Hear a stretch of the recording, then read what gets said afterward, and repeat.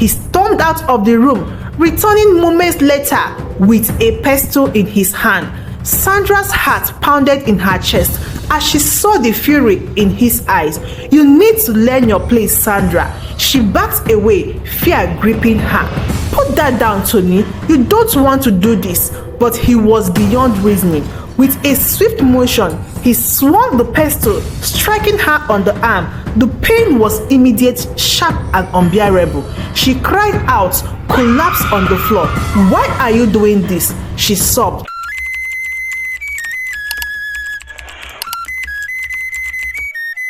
This is Sandra, a lady born with astonishing beauty.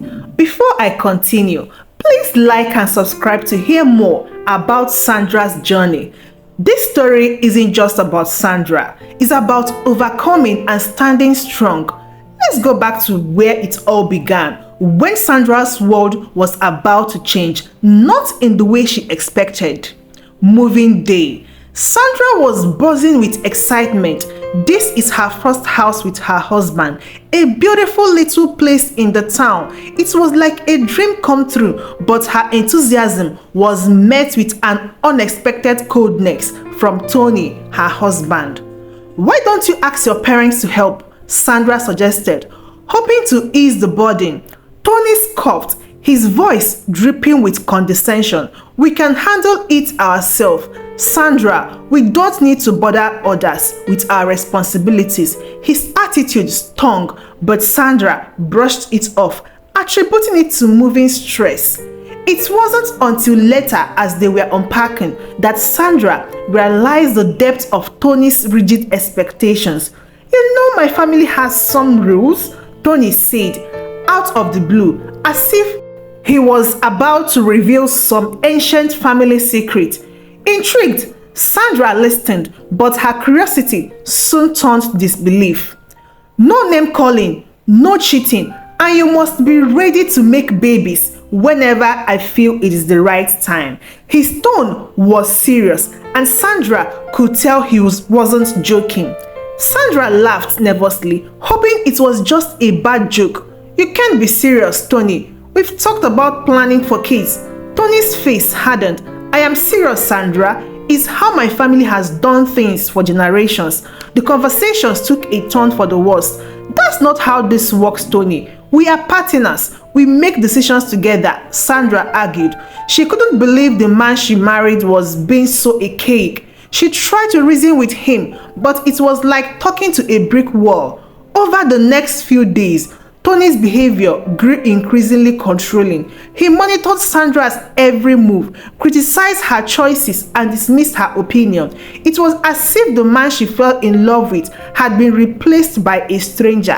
Sandra remembered calling her friend Linda for support. "He's changed, Linda. I don't know who he is anymore." "Be careful, Sandra. This sounds serious," Linda warned, her concern evident in her voice. But Sandra was too stubborn, too in love, or maybe too naive to see the red flags. She thought she could handle it and that she could change him back to the man she knew.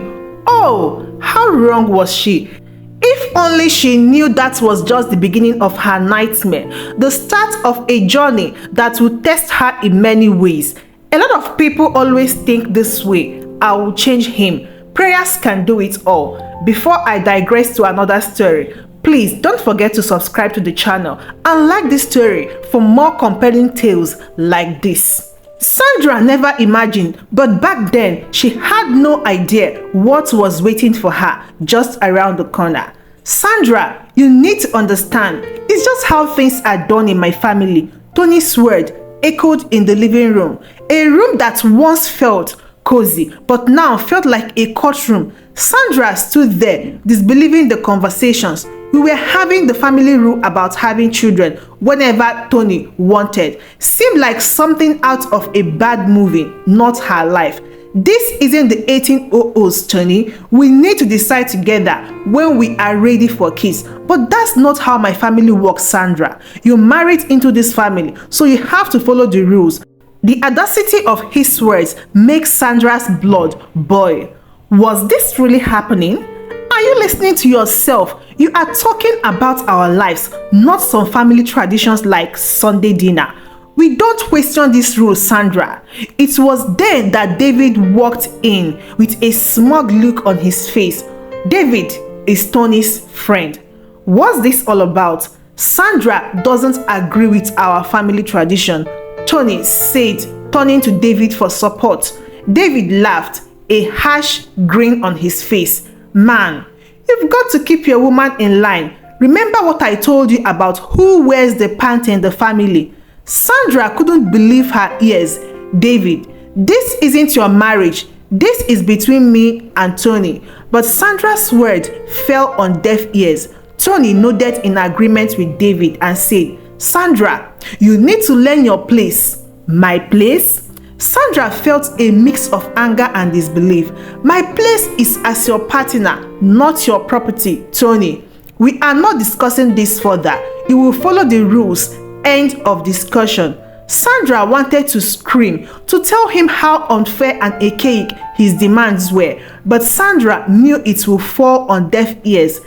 As the days passed, Tony's controlling behavior escalated. He monitored Sandra's phone, criticized her outfit, and scoffed at her opinion. Sandra felt trapped in her own home, a prisoner of someone else's outdated belief. One evening, the tension reached its peak. Sandra found herself arguing with Tony over a simple dinner decision. I think we should try something different tonight. Maybe a new recipe. I don't want anything new. Just make what I like. But it's always the same. I thought you thought wrong, woman. Just do as I say. His tone so dismissive, so controlling. This is too much. I am not your servant, Tony. That was when he lost it. His hand shot out, striking Sandra across the face. The shock, the pain, it was all too real. She stumbled back, her hand instinctively going to her cheeks. See what you made me do. This is your fault. Sandra's tears blurred her vision, not just from the pain, but from the realization of what her life had become. She was living with a man who thought it was okay to hit his wife, to control her every move. You have no right to hit me, Tony. No right at all.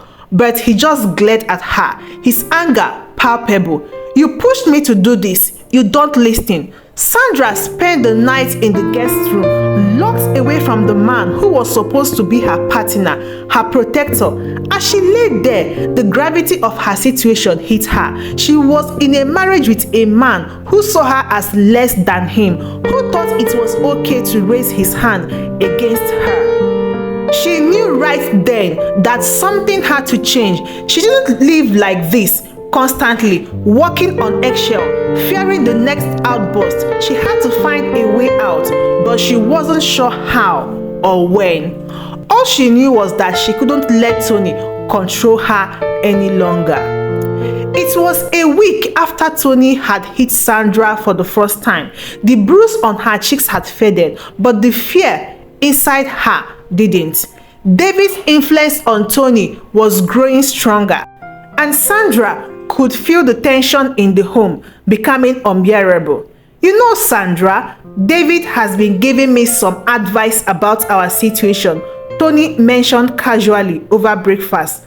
Your situation? You mean our marriage? Yeah, he's been through it all. He knows how to handle women who step out of line. Sandra felt a chill run down her. Is that why you hate me? Because of his advice? Tony just shrugged, a disturbing calmness in his eyes. He's just helping me take control of our marriage. Sandra couldn't believe what she was hearing. It was as if Tony had become a different person, one she no longer recognized. The days passed, and the atmosphere at home grew more oppressive. Tony's words were always laced with disdain, his action more unpredictable. Sandra tried to keep to herself, hoping to avoid any confrontation. But one evening, everything spiraled out of control. You haven't been following the rules, Sandra, Tony accused, his voice cold and menacing. What rules? I've been doing everything you asked, Sandra replied, trying to keep her voice steady. Not everything. You've been avoiding me, not fulfilling your duties. Sandra was taken aback by his words. I'm your wife, not an object for your desire. We should be making decisions together. Tony's face twisted in anger. You are my wife and you will do as I say. I refuse to back down. I would be bullied into submission, Tony. That's when he lost it. He stormed out of the room, returning moments later with a pestle in his hand. Sandra's heart pounded in her chest as she saw the fury in his eyes. You need to learn your place, Sandra. She backed away, fear gripping her. Put that down, Tony. You don't want to do this. But he was beyond reasoning. With a swift motion, he swung the pestle, striking her on the arm. The pain was immediate, sharp, and unbearable. She cried out, collapsed on the floor. Why are you doing this? She sobbed, clutching her injured arm. You made me do this. You don't listen. Tears streaming down her face as she lay there, the man she once loved, towering over her with a pestle in his hand. She felt helpless, broken, and utterly alone. The next day, she covered her bruises with long sleeves and makeup, a mask to hide the abuse. She confided in her neighbor Mary. He hit me with a pestle. Sandra, you can't stay there. You need to leave him. Mary urged her, her eyes filled with concern. I know, but I'm scared. What if he finds me? We will figure something out. You can't live like this. Her words were a lifeline in the storm that had become her life. Sandra knew she had to leave Tony, but the thought of what he might do if she tried to leave him filled her with dread. Every day became a battle for survival, navigating Tony's unpredictable moods and trying to avoid his wrath. The once happy home they had built together had become a prison, one where fear was constant companion. As she lay in bed each night, the bruises aching on her skin, she realized that she couldn't go on like this. She had to find a way to escape the nightmare her life had become. But the question that haunted her was how. After weeks of enduring Tony's abuse, a resolve began to take shape within her. It was a quiet afternoon, the kind that used to be filled with laughter and love in the house, but now was just eerie silent. Sandra, I don't want you going out without telling me where you are going, Tony stated as if it was the most normal request in the world. Tony, I am not a child. You can't control me like this. It is for your own good, Sandra. You don't make good decisions on your own. Sandra felt a surge of anger at his words. Good decisions, like staying with someone who hits her with a pestle. Tony's face hardened. I told you, you pushed me to that. It won't happen again if you just listen. That was the moment. Sandra knew she couldn't live in fear and submission any longer. She had to take a stand. She can't do this anymore. Tony, I won't live my life under your control. I am filing for divorce. His expression shifted from arrogance to shock. Divorce? You can't be serious. I've never been more serious. I deserve better than this. But we are married. Sandra, you can't just walk away from our vows. Vows? You broke those vows when you decided to hurt me, Tony. Tony tried to regain control, his voice laced with desperation. You are making a mistake, Sandra. You need me. I don't need you, Tony. Not anymore. The next few days were a blur of activity. Sandra contracted a lawyer, filed the papers, and began the process of breaking free from the nightmare. Tony's reaction was a mix of disbelief and anger. You will regret this, Sandra. You are nothing without me. I am more than you will ever realize. Sandra watched as the man she once loved became a stranger, scrambling to maintain control over a situation that was slipping through his fingers. He pleaded, threatened, and even tried to sweet-talk Sandra into changing her mind. But she stood firm. Her decision was made. The shift in the dynamic was palpable. The house that once felt like a prison now felt like a battleground, a place where the final fight for Sandra's freedom was being waged. Tony's attempt to manipulate and control Sandra became more desperate, but with each passing day, Sandra grew stronger, more determined. She confided in Mary, her neighbor, who had become a pillar of support for her. "I can't believe how strong you are, Sandra. You are doing the right thing. It's hard, Mary, but it's what I need to do." She hugged her, a simple gesture that meant the world. "You are going to get through this, and you'll be better for it." As the divorce process moved forward, Sandra saw the marks of control and arrogance fall away from Tony. He was unprepared for her resolve, for the strength she had found within herself. "You can't do this to me, Sandra," he pleaded. "Oh, I'm not doing this to you, Tony. I'm doing it for myself." The day the divorce was finalized felt like a rebirth. Sandra stood outside the courthouse, a free woman ready to face a new chapter in her life. It was a chapter that would be written on her terms, without fear, without control. She had broken free, and the feeling was exhilarating. The day she walked out of that courthouse a free woman was the first day of the rest of her life. But freedom didn't mean the challenges were over. She still had a lot to deal with, starting with Tony. "You will come crawling back. Sandra, you need me." His words, once powerful enough to shake her, now seemed almost pitiful. "I don't need you, Tony. I never did." After the divorce, Tony's life took a turn. His parents, who had always been his safety net, were appalled by his behavior. "We can't support you if you don't take responsibility for your actions, Tony." "But Mom, Dad, she's the one who left me. It's about how you treated her, son. We raised you better than this." Tony forced to fend for himself without his parents' support.